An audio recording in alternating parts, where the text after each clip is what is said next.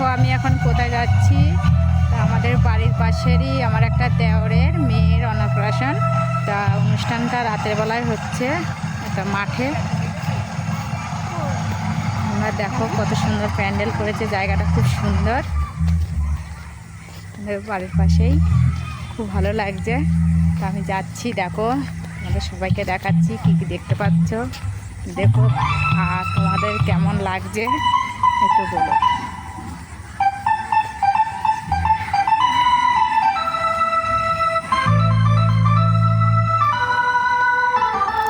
আমার অনেক বন্ধুরাই আমাকে বলেছে যে, আমি বললাম আজকে একটু ব্যস্ত থাকবো। তো আমায় বললো কেন ব্যস্ত থাকবে, আমি তো বললাম, দিয়ে বললো একটু ভিডিও করে তোমরা ছেড়ো, আমি দেখবো।